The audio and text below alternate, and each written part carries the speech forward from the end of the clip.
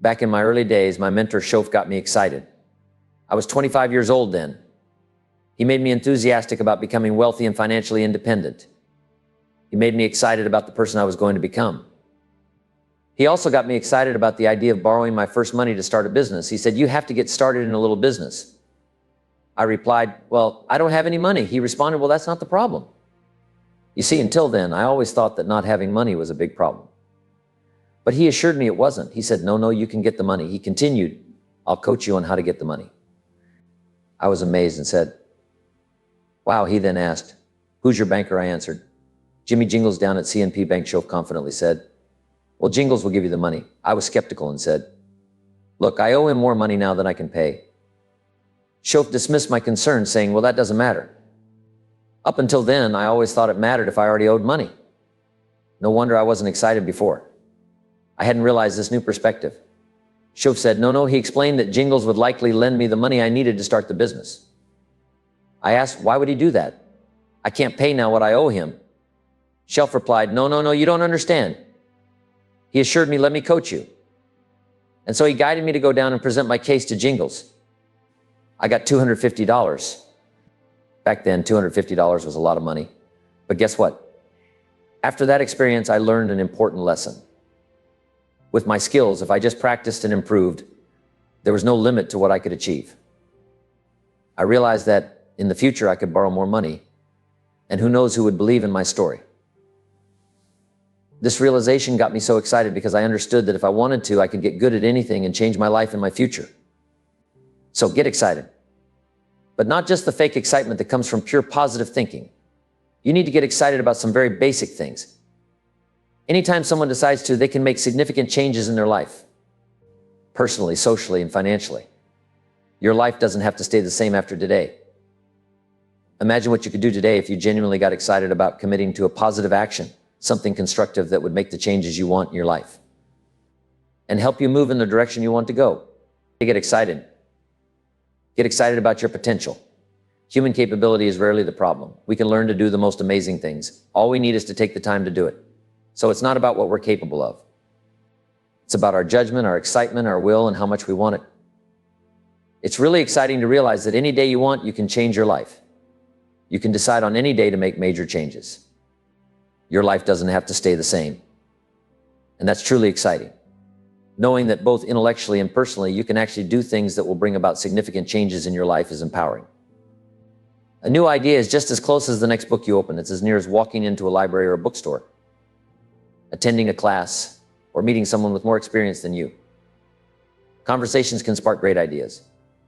Ideas aren't hard to come by.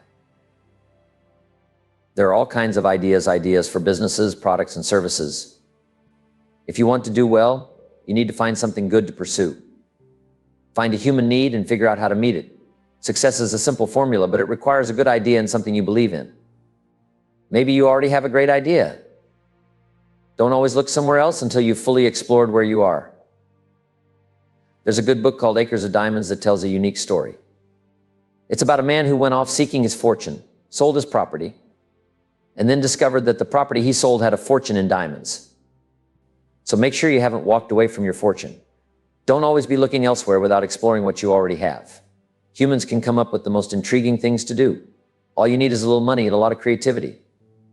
Figure out a way to make things work and keep working at it. Mr. Shof taught me that there isn't any problem you can't solve with a good idea. I used to think money was one of my biggest problems, but he said, no, money's not the problem. Up until then, I always believed it was. He explained, the real problem is the lack of an idea on how to create money, create wealth, give service, and earn money. So it's not the lack of money that's the issue. It's the lack of a good idea. When a good idea comes, jot it down. First, so you can review it later. Second, so you capture it and it won't be lost. Don't trust your memory. I used to keep notes on scraps of paper. Torn off corners, the backs of old envelopes and restaurant placemats, and then throw them in a drawer. But guess what? That method didn't serve me well. It was okay for a while.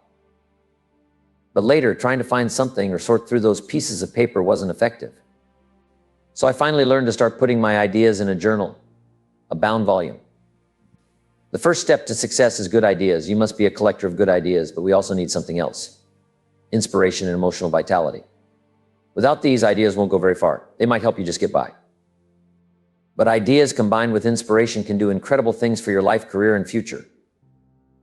Inspiration is what drives us. It's the tricky part. The people who stay excited about life and work have no problem getting up and generating energy for the day. They have emotional vitality. They're excited about living, working, and accomplishing things. That's unique. Why are some people incredibly enthusiastic about life while others find it hard to get motivated? I don't know. Part of it remains a mystery to me. A successful man I knew once said, "Success is 10% inspiration and 90% perspiration. You actually have to get busy working on what you've been inspired to do." The best time to act is when your emotions are high. There's a law called the law of diminishing intent that comes into play if you're not careful. If you wait too long, what you plan to do will diminish and lose its power with too much time passing. So when you're inspired, use that inspiration. When you have an idea, put it to work. You might not finish the idea, and you might even discard it after some time, but at least give it a chance to grow. Give it a chance to see if the seed of your idea will turn into something unique by putting it into action. It's all about acting, acting, acting. This is your opportunity to turn things around, to start fresh, to begin anew. It's a chance for a new spring, a new day, a new beginning. This is one of the key fundamentals for achieving wealth and happiness. You also need to associate with the right people. Find people who share your interests in progress, success, ideas, and philosophy. Surrounding yourself with like-minded individuals can make a significant difference in your journey towards success. In those early days, I did everything I could to be around the right people. I even went incognito. I would park my car 3 blocks away and walk to where I needed to be, because I knew if I showed up in my beat-up car, they wouldn't let me in. Mr. Schoaf advised me, "Mr. Rohn, do your best. Use any trick you can think of to get around the right people. You need to be around influences that will lift you up, people who talk about success and personal development, who discuss culture, lifestyle, and uniqueness. You need to counterbalance negative influences with positive ones. Spend so much time around the right people that the wrong ones you have to be around won't affect you as much. Don't underestimate the power of influence. Some people say, well, I'm around these people, but they don't bother me. That's not true. Where you live and who you're with affects you. We're all being influenced. The question is, by whom? Someone is influencing us to do what we're doing, to live how we're living, to spend what we're spending, and to earn what we're earning. The question is, who are they? Don't mistake the power of influence. It's easy for years to pass by without much progress if you just let the days slip away. Be mindful of who influences you, because it can make a huge difference in where you end up in life. A man gets up, shaves, jumps in his car, goes to work, and follows the same routine every day. His language and style become repetitive, and little by little, he starts letting things slip. The routine continues, but if you have a conscious awareness of what it takes to effectively influence others, share your ideas, make decisions, and express your feelings and opinions, you can start your own personal development. You need to do this deliberately, consciously, daily, and consistently. Once, a man asked me, I'm making about $50,000 a year. Isn't that enough? A businessman told me. My kids aren't starving, my bills are paid, and we're doing pretty good. I'm making about $50,000 a year. Isn't that enough? He asked me what I thought. I told him, yes, it's enough. It's the best you can do. We don't judge an amount as enough. We judge your best as enough. I explained, if you're capable of making $500,000 a year and you make $50,000, we call you a loser. Not because of the difference between $50,000 and $500,000, but because you're not doing your best. If you do your best to make $10,000 a year, that's enough. If you do your best and make $1 million a year, that's enough. Enough isn't about the difference between 10,000 and 1 million. It's about doing the best you can, so it's crucial to have a conscious awareness of your actions and efforts. Make sure you're always putting in your best, no matter the amount you're earning. Personal development starts with consistent, deliberate effort to be your best self. Shouldn't it be common for people to become wealthy by age 40 so they can properly take care of themselves and their families? Somehow we've missed these standards, right? Shouldn't we consider it a bit unacceptable not to be well off within what we call a reasonable time? But what if someone spends their potential fortune on non-essentials from age 15 to age 45? Shouldn't we find that unacceptable? Interesting question, right? Part of the issue is that society often eases up on us regarding the demand for results. But here's what I suggest: make the demands on yourself. Don't let yourself off the hook. Society might let you get by with far less than what you could achieve, but don't settle for that. Uniqueness is about the great challenge of taking what you have and finding pleasure and joy from it, gaining experiences from it. Some people have money but don't know how to spend it wisely. They have time but don't know how to use it well. Some people are successful but don't know how to enjoy their success. They don't know what to do with it. Instead of feeling joy, they feel resentment. Imagine a father taking $5, crumpling it up and throwing it at his son, saying, "If you need it that badly, take it."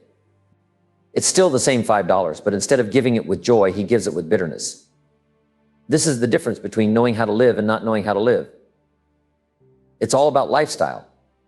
So strive to be your best and demand more from yourself. Don't settle for less just because society might accept it.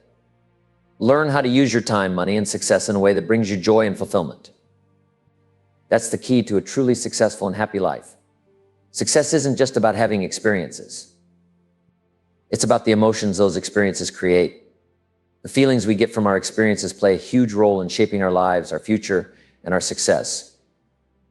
One reason people strive for abundance is so they can share with others. Andrew Carnegie had a clear goal to earn a lot of money in the first half of his life and to give it all away in the second half. This goal inspired him so much that he made $400 million, which was a huge amount of money at that time. And in the latter part of his life, he gave it all away. The purpose of producing and accumulating wealth is to have more than you need. Some might ask, why produce more than you need? The answer is to enjoy the amazing adventure of blessing others, of giving and of sharing. It's incredibly important to share.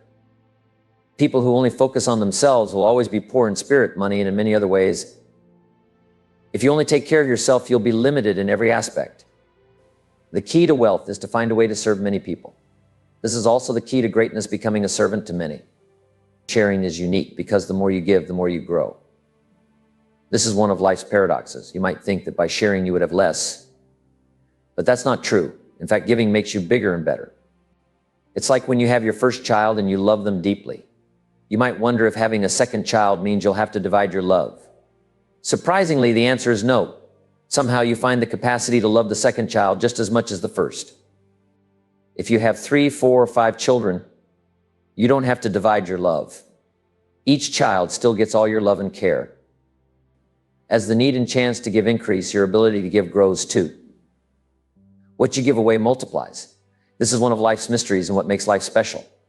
Sharing makes you a bigger person, so just share. You'll be amazed at how your life and lifestyle improve when you share. You can have more in life because you can become more than you are now.